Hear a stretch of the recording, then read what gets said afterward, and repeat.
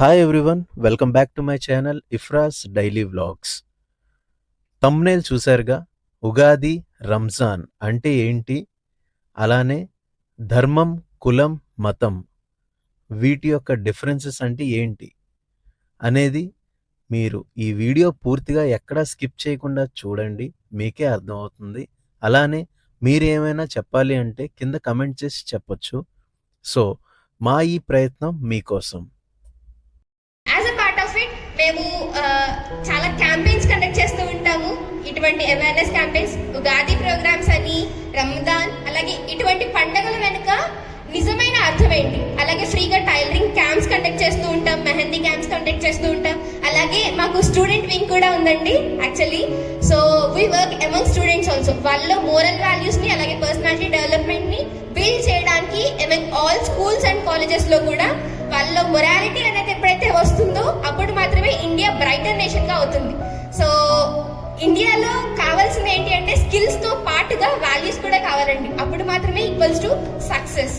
So ఇటువంటి విధంగా this is not a boring topic, this is the main topic for our lifes. So ఇది చాలా important. అది bore topic ఎంత మాత్రము కాదు. ఆ విషయాన్ని మేము స్టూడెంట్స్ లో అలాగే చిన్నప్పటి నుంచి పిల్లల్లో కూడా అన్ని ఇంకా చెప్పాలంటే ఎటువంటి ఏజ్ డిఫరెన్స్ లేకుండా, ఎటువంటి కుల మతాల డిఫరెన్స్ లేకుండా మేమందరం కలిపి వర్క్ చేస్తూ ఉంటాం. మీరు మాలో క్రిస్టియన్స్ ని చూడొచ్చు, హిందూస్ ని చూడొచ్చు, ముస్లిమ్స్ ని కూడా చూడొచ్చు. అండ్ మాలో ఎటువంటి భేదభావం లేదు. నేను భగవద్గీతని ఎంతైతే ప్రేమిస్తాను, బైబిల్ ని కూడా అంతే ప్రేమిస్తాను, ఖురాన్ ని కూడా అంతే ప్రేమిస్తాను. ఎటువంటి భేదభావం ధర్మ గ్రంథాల్లో చూపించకూడదు. ఇది ఆ ఈశ్వరాజ్ఞ.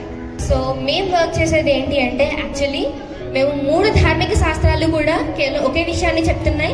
మనందరి సృష్టికర్త ఒక్కడే, మనందరి ధర్మము ఒక్కటే, ఎటువంటి మతాలు లేవు. కేవలం దేవుడు సృష్టించిన ధర్మం, మనుషులు కల్పించుకుంది మతం. ఓకే, అలాగే మనందరము కూడా సమానమే. మన great great great grand parents ఎవరైతే ఉన్నారో వాళ్ళని ఆది పురుషుడు లేకపోతే సతీపతి అని పిలవడం జరుగుతుంది, లేదంటే బైబిల్ పరిభాషలో ఆదం హవ్వ అని పిలవడం జరుగుతుంది, అలాగే ఖురాన్ పరిభాషలో కూడా. సో మన గ్రేట్ గ్రాండ్ పేరెంట్స్ ఎవరైతే ఉన్నారో, సో మనందరం కూడా ఏంటి అంటే by birth we are relatives, we are together by blood. Okay, మనందరినీ సృష్టించిన సృష్టికర్త ఒక్కడే. అయితే మన ధార్మిక శాస్త్రాలు ఎందుకు పంపించడం జరిగింది అంటే దేవుడు మనకి సన్మార్గాన్ని చూపించడానికి, అంటే మన లైఫ్ ని ఎలా లీడ్ చేయాలని. సో వాటి ప్రకారంగా మనం ఎప్పుడైతే మన లైఫ్ ని లీడ్ చేస్తామో అప్పుడు మాత్రమే ఈ వరల్డ్ లో మన పర్పస్ అనేది ఫుల్ గా సర్వ్ అవుతుంది. దేవుడు ఒక్కడే. దానికి ఏంటి అంటే వేరే వేరే భాషల్లో పేర్లు వచ్చినాయి. అక్షర పరబ్రహ్మ అంటాం, నాశనం లేని పుట్టించేవాడు బ్రహ్మ దేవుడు. యెహోవా అంటాం, అనువాడు ఉండువాడు, ఆయన ఎప్పుడు ఉంటాడు, ఆయన ఏమన్నా వెంటనే జరిగిపోతుంది. అంటే దేవుని యొక్క ఘనతను బట్టి ఆయనకి బోల్డని పేర్లు వచ్చేసినాయి. అసలు దేవుడు ఇది చేయలేను అని చెప్పే బలహీనత లేదండి. అన్ని శక్తుల్ని బట్టి ఆయనకి అన్ని పేర్లు వచ్చేసినాయి కదా. సో ఇన్ని పేర్లున్నా సరే దేవుడు మాత్రం మనందరి దేవుడు కూడా ఒకే ఒక్కడు. ఆయన వివిధ భాషల్లో వివిధ పేర్లతో పిలుచుకుంటాం. ఈద్ ఉల్ ఫితర్, రంజాన్ అంటే మత సామరస్యానికి చిహ్నం ఈ పండుగ. అలాగే నూతన యుగానికి ఆరంభం ఉగాది. ఈ రెండు కూడా మార్చ్ ఎండింగ్ ఏప్రిల్ ఫస్ట్ వీక్లో జరుపుకుంటాం. మత సామరస్యానికి ఎక్కడికో వెళ్ళక్కర్లేదండి. మన ఎంబీవీఏ ఉదాహరణ. ఇక్కడ రంజాన్ జరుపుకుంటాం, క్రిస్మస్ ఇవి జరుపుకుంటాం, హిందూ పండుగలు. అసలు ఏ మతానికి చెందిందని అప్పుడప్పుడు నాకు డౌట్ వస్తుంది. ఎందుకంటే అన్నీ జరుపుకుంటున్నాం, అన్నీ తింటున్నాం, అందరితో కలిసి ఉంటున్నాం. కుల మత మత విచక్షణ లేకుండా, జాతి మత వివక్ష లేకుండా అందరూ నివసించేది భారతదేశం. అనేక రకాలైన పక్షులు ఒకటే గూడు, అదే భారతావనం. పరమత సహనం అంటే ఇంకో మతాన్ని దూషించమని కాదు, మన మతాన్ని వదలమని కూడా కాదు, పరమతాన్ని అభిమానిస్తూ మన మతంలో నడవమనేదే పరమత సహనం. అలాగే మనది లౌకికవాదం. అన్ని మతాన్ని ప్రోత్సహిస్తారు, అందరూ కూడా ఆస్తులు గణించుకుంటారు, వాళ్ళ మతాన్ని ముందుకు వెళ్ళడానికి పరమతం వాళ్ళు సహకరిస్తారు. మనకి ఇదేం కొత్త కాదండి. ముందు పాకిస్తాన్తో కలిసినాం, తర్వాత బంగ్లాదేశ్, అందరూ విడిపోయిన తర్వాత ఇప్పుడే కూడా భారతదేశంలో ముస్లిమ్స్ హిందూస్ ఐక్యత వర్ధిల్లుతుంది. వాడు ఎప్పుడు బయట వాళ్ళు అని ఇప్పుడు కూడా మనం కానీ మన దేశం కానీ చూడలేదు. ఢిల్లీలో కానీ హైదరాబాద్లో కానీ అన్ని పండుగలు జరుపుకుంటూనే ఉంటాం మనం. అలాగే భిన్నత్వంలో ఏకత్వం, ఇది భారతదేశం యొక్క మనుగడ. అనేక మతాలు, అనేక కులాలు, అనేక భాషలు, అనేక జాతి వైవిధ్యాలు, అనేక వస్త్రధారణలు, ఇలాగ ఎన్నిట్లో మనం ఒకరిగా జీవిస్తూ ఉంటాం. ఉగాది అయినా రంజాన్ అయినా లాస్ట్కి ఒక 4 వాక్యాలమ్మా. ఉగాదైనా రంజాన్ అయినా జరుపుకునేది మనమే అన్నా, పాయసమైనా కీరైనా ఆరగించేది మనమే భాయి, అల్లా అయినా ఆదిదేవుడైనా మనల్ని ఆదుకునేది వాడే అన్నా, భగవద్గీత అయినా ఖురాన్ అయినా బోధించేది భాయిచారే. భాయిచారే అంటే సోదర భావం. మన దేశానికి ముందుకు గొప్ప వరం, అదే భిన్నత్వంలో ఏకత్వం. అందుకే మనమందరం కలుసుందాం భాయి భాయి. జై హింద్, జై భారత్, జై ఎల్విడిసి. ఓకేనండి. సో రంజాన్ యొక్క వాస్తవికతను తెలియజేయడానికి మన ముందు శ్రీ అబ్దుల్ సుబాన్ గారు వెయిట్ చేస్తున్నారు. So without any further delay I'm inviting Shri Abdul Subhan గారు టు గివ్ హిస్ స్పీచ్. వచ్చిన పెద్దలు, ఈ కార్యక్రమం కూడా ఆనందంగా సుభిక్షంగా బతికే ఏకైక దేశం మన భారతదేశం. దీక్షను మరి వీళ్ళు ఎందుకు పాటిస్తారు? ఆ దీక్షలో దీని యొక్క ప్రత్యేకత ఏమిటి? వాస్తవానికి ఆ ఖురాన్ ఆ ఇస్లాం దృక్పథాలను తన గౌరవాన్ని పెంపొందించే పనుల్ని చేసే విధానాన్ని, అధర్మం వచ్చినప్పుడు ధర్మస్థాపనకి సంబంధించి ఒక మనిషిలో అంటే పూర్తిగా సృష్టికర్తైన ఆ భగవంతుడు మానవ కళ్యాణార్థం మనిషిని సృష్టించాడు. ఇది పురాణ గ్రంథంలో మనం చూసినప్పుడు 39వ సూరాలోని 6వ వాక్యంలో ఉంటుంది. మేము తల్లి మాతృగర్భంలో విడిచిన రేతస్సుని మేము తల్లి గర్భాలలో మేము మీ యొక్క పోలికతో పుట్టించలేదా? ఒక క్రమం తర్వాత మరొక క్రమాన్ని నిర్దేశించి సంపూర్ణ ఆకారంతో మేము మానవాన్ని పుట్టించాము. తర్వాత చూసేవాడిగా వినేవాడిగా కూడా ఇది మంచి ఇది చెడు అనే పరిపూర్ణ జ్ఞానాన్ని ఆ మనసుకి అందించిన వాడు మేమని.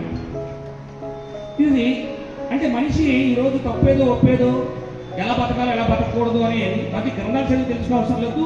మన మనిషిలోనే మనసులో సృష్టికర్తైన భగవంతుడు ఆ ఫార్ములా పెట్టేశానని చెప్పారు. ఇది ప్రతి మనిషికి తెలుసు.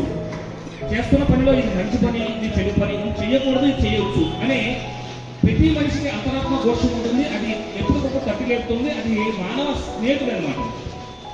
ఇలా ఎందుకు చేస్తామంటే ఏ వ్యక్తి మాకు దేవ ఈ తప్పు అని నువ్వు తెలియజెప్పకుండా మమ్మల్ని ఎందుకు శిక్షిస్తావు అని అడగకుండా ఉండాలని ఇక్కడ ఈ యొక్క గొప్ప ప్రత్యేకత ఏమిటి అంటే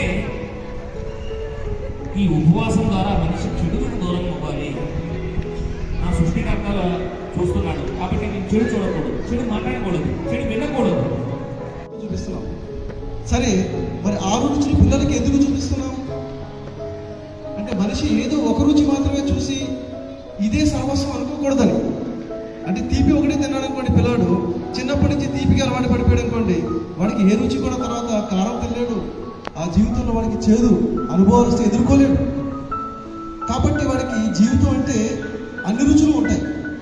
ఆనందము, విషాదము, దుఃఖము, బాధ, ఉల్లాసము, ఉత్సాహం అన్నీ ఎలా జీవితంలో ఉంటాయో అలాగే రుచులు కూడా అంతేనా అని చెప్పేసి పిల్లలకి చెప్పకనే చెప్పడమే చిన్నప్పటి నుంచి. ఈ విషయం తెలియక కొంతమంది ఈ రోజున ఈ రుచులు చూసే అంటే ఇప్పుడు మన ఉగాది యొక్క పచ్చళ్ళ యొక్క రుచుల గురించి పక్కన పెడితే ఈ రుచుల గురించి సరిగ్గా వివరించకపోవడం వల్ల ఇంకొక రుచి చూస్తున్నారు పిల్లలు. ఆ రుచి చూసిన వాళ్ళు ఎవరు మనలో ఉండరు, వాళ్ళకు మైకంలో ఉంటున్నారు. ఏంటా రుచి అండి? డ్రగ్స్. చాలా దారుణమైన రుచి. వాళ్ళ జీవితాలు నాశనం చేస్తుంది. వాళ్ళ జీవితాలే కాదు, వాళ్ళ కుటుంబం మళ్ళీ వెనక్కి వచ్చే అవకాశం ఉందా? లేదు కదండి. ఇక వెనక్కి వచ్చే అవకాశం లేని చోట తస్మాత్ అనే పదం ఉపయోగిస్తాం. మరి ఇక్కడ భగవద్గీత 15వ అధ్యాయము 24వ శ్లోకం ఇక్కడ తస్మాత్ అంటే జాగ్రత్త అన్నాడు. ఎవరు? శ్రీకృష్ణ పరమాత్మ అర్జునుడికి చెప్పాడు తస్మాత్ అన్నాడు, జాగ్రత్త అన్నాడు. ఏంటి తస్మాత్? ఎందుకు? ఇది భగవద్గీత తస్మాత్ ఏంటండి? అది ఏమన్నా పవర్ ట్రాన్స్ఫార్మ్ అదేమన్నా? దేనికి ఎక్కడ తస్మాత్ అంటే కార్య అకార్య వ్యవస్థతో అన్నాడు. నీవు చేయదగిన విషయాలు చేయకూడని విషయాలు నిర్ణయించుకున్నప్పుడు శాస్త్రము నీకు ప్రమాణమే. అది భగవద్గీతను తెలిసి నీవు ఒకసారి చదువు. నువ్వు ఏదైనా పని మానేయాలనుకుంటున్నావా, ఏదైనా ఒక పని చేయాలనుకున్నావా, అది చెయ్యొచ్చా లేదా అనేటువంటి విషయాలు తెలుసుకోవాలంటే ముందు భగవద్గీతను చదవాలి. ఇది ఆజ్ఞ అన్నాడు కదా. మరి ఎప్పుడన్నా మనం ఒకటి ఆచరించాలి అంటే ముందు శరీరంలో కదలికలు ఉండాలి కదా. శరీరంలో కదలికలు ఉండాలి కదండి ఆచరించాలంటే. కదలికలు లేని శరీరానికి మీరు ఎంత ధర్మశాస్త్రాన్ని బోధించే మాత్రం అది శరీరం ఉపయోగపడుతుందా, తీసుకుంటుందా? శరీరానికి ఉపయోగపడదు, బోధించిన వాడికి ఉపయోగపడదు. కానీ ఒకటి మాత్రం జరుగుతుంది, హేళన. భగవద్గీతని హేళన చేస్తున్నారు. ఎవరు? హిందూవేతరులు చేస్తున్నారా భగవద్గీతని హేళన? స్వయంగా హిందువుల్లో ఉన్న కొంతమంది చేస్తున్నారు ఈ పని. చెప్పండి సోదరులారా, హిందూవేతరులు భగవద్గీతని హేళన చేస్తున్నారా? హిందూ సమాజంలోనే కొంతమంది భగవద్గీత యొక్క విశిష్టత గొప్పతనం తెలియక వాళ్ళు భగవద్గీతని హేళన చేస్తున్నారా? మాట్లాడలేదు మీరు ఎవరు కూడా. ఏమంటే ఆన్సర్ మీకు తెలుసు కదా. అమ్మగారు చెప్పారు తెలియక కొంతమంది, మరి తెలిసి కూడా కొంతమంది చేస్తున్నారు కదా. తెలిసి చేసేవాళ్ళు కూడా ఉన్నారండి. అందుకంటే భగవద్గీతలో 4వ అధ్యాయము 16వ శ్లోకం, ఓ అర్జున, కర్మం ఎట్టిది అకర్మం ఎట్టిది అన్న విషయములు పండితులు కూడా సరిగా తెలుసుకొని చాలకున్నారు. అట్టి కర్మ రహస్యాన్ని నీకు చెప్తాను రా అంటాడు. అంటే ఏ పని చేయాలి ఏ పని చేయకూడదని ఎవరికి తెలియదు, ఎందుకు? పండితులకు తెలియదు. కానీ ఆ విషయాన్ని నీకు చెప్తాను రా అన్నారు. కానీ ఇప్పుడు మనం ఎవరెవరు కనపడుతున్నాము? మన ఇంట్లో భగవద్గీత లేదు, తెచ్చుకుని పిల్లలకి చదివి వినిపించాలన్న ధ్యాస లేదు, అసలు ధర్మం అంటే అవగాహన లేదు. కానీ పండితుల వెనకాల మాత్రం పడతాం. మనం సంపాదించిన దాంట్లో ఒక భాగాన్ని వారికి ఇచ్చేసి మా పాపాల ప్రక్షాళన జరగాలి స్వామి, మేము మోక్షానికి ఈజీగా వెళ్ళిపోవాలి స్వామి, మా ఇంట్లో శుభకార్యాలు జరగాలి స్వామి, దీనికి ఏమన్నా సైడ్ ట్రాక్ దగ్గర మార్గం ఏమన్నా ఉందా చెప్పండి అంటాం. వాళ్ళకి ఇస్తున్నారు కదా, వారి ముడుపులు వాళ్ళు ముడుతున్నాయి కదా, వాళ్ళు ఏం చేస్తారు? మిమ్మల్ని ఆనందపరచారు కదా, మీరు వారిని ఆనందపరిచారు కదా. మీ గోదానము భూదానము స్వర్ణదానము ఏదో ఇచ్చి మీరు వాళ్ళని ఆనందపరిచారు, మరి వారు కూడా మిమ్మల్ని ఆనందపరిచారు కదా. ఏం పర్లేదమ్మా, వాళ్ళు ఏదో చేసుకొని వెళ్ళిపోతారంటారు. కానీ వాస్తవానికి భగవద్గీత చదవండమ్మా, వేదాలు చదవండమ్మా, భగవద్గీత ప్రకారం పిల్లలకి మీరు విషయాలు బోధించండి, భగవద్గీత ఆచరించమని చెప్పండి అని ఎవరన్నా చెప్తున్నారంటే దౌర్భాగ్యకరమైన విషయం. చెప్పట్లేదు, చెప్పేవాడు కొద్ది మంది మాత్రమే ఉన్నారు. సోదరిమణులారా, సోదరులారా, ఇది చాలా ముఖ్యమైన విషయం. ఎందుకంటే మన జీవితం ఎలా గడపాలి ఎలా గడపకూడదు అన్న పూర్తి వివరణ భగవద్గీత 18 అధ్యాయాలు 7 నేను చేసే ప్రతి పని గమనిస్తున్నాడు, నేను చెడు చేస్తే పట్టుకుంటాడు, మంచి చేస్తే ఆశీర్వదిస్తాడు, చివరికి నాకు మోక్షాన్ని ఇస్తాడు అనే ధ్యాసతో ఏ వ్యక్తి అయితే ఇక్కడ జీవితాన్ని గడుపుతున్నాడో వాడు సఫలుడు. ఏ వ్యక్తి అయితే చచ్చిన తర్వాత ఎవరు చూసి వచ్చారండి, రేపు అన్నది లేదు, తిను తాగు అనిపించని ఎవరైతే అంటున్నారో వారు ఫెయిల్ అవుతారు. చెప్పండి సోదరిమణులారా, నిజంగా రేపు అనేది మనం చూడలేదు, ఎవరు ఏం జరుగుతారో తెలియదు కదా. అలా అని చెప్పి రేపు మీరు చూడలేదు కదా, కాబట్టి మీ ఆస్తి ఎవరికి ఇచ్చేస్తారా? మీరు వండుకున్న వంటలు ఎవరికి ఇచ్చేస్తారా? రేపు ఎలాగో నేను ఉంటాను లేదు గ్యారెంటీ నేను ఇచ్చేస్తారా? రేపు కూడా నేను ఉంటాను మీకు ఆశ ఉంది కదా, రేపు ఉంటాను, ఎల్లుండి ఉంటాను, వచ్చే సంవత్సరం ఉంటాను, 15 సంవత్సరం ఉంటాను, యుగాంతం వరకు ఉంటాను ఆశ ఉంది మనకి, ఉందా లేదా? మరి ఇక్కడే ఉండాలని ఆశ ఉన్నప్పుడు మరి ఇక్కడి నుంచి మన తాతలు ముత్తాతలు తండ్రులు వెళ్ళిపోయారు చాలామంది, ఎక్కడికో వెళ్ళిపోతున్నారు కదా. వాళ్ళు వెళ్ళారంటే మనం కూడా వెళ్ళాలి కదా. మరి ఊరి లేదప్పుడు కావాల్సినవి సర్దుకుంటున్నాం కదా, మరి ఆ ఊరిని వెనక్కి రాం కదా, ఈ ఊరిని వెనక్కి వస్తాం, తెచ్చుకోవచ్చు తీసుకోవచ్చు కొనుక్కోవచ్చు. నేను ఇక్కడికి వస్తుంటే మా అబ్బాయి చిన్నాడు ఫస్ట్ క్లాస్ అనమాట, ఎందుకు వెళ్తున్నారని అడిగాడు, చిన్న కార్యక్రమం ఉందన్న. మీ కారు బాగాలేదు కదా, నేను వస్తాను మీకు హెల్ప్గా అన్నాడు. నీ బట్టలు రెడీగా లేవరా అన్నాడు తప్పించుకోవడానికి. ఎందుకు మీ దగ్గర ఏటీఎం కార్డు ఉందా, అక్కడ తీసుకుందాం అంటున్నాడు. ఎంతున్నాడు అంటే వాడికి తెలుసు ఊరు వెళ్తే ఏం కావాలన్న విషయం, మనందరికీ తెలుసు ఎందుకు ఇక్కడికి. మరి ఆ ఊరు వెళ్తే ఏం కావాలి, రుచి ఏంటా రుచి? శ్రీనివాస్ గారు, మరణం ఏంటది? మరణం రుచి. ఇష్టం ఉన్నా లేకపోయినా, మర్చిపోయినా, జ్ఞాపకం ఉన్నా, నువ్వు ధనికుడు అయినా పేదవాడివైనా, అనారోగ్యంతో ఉన్నా ఆరోగ్యంతో ఉన్నా, విద్యావంతుడు అయినా విద్యావిహీనుడు అయినా, నిన్ను మాత్రం పలకరించే బంధువు, వదిలిపెట్టకుండా వెంట తీసుకెళ్లే బంధువు.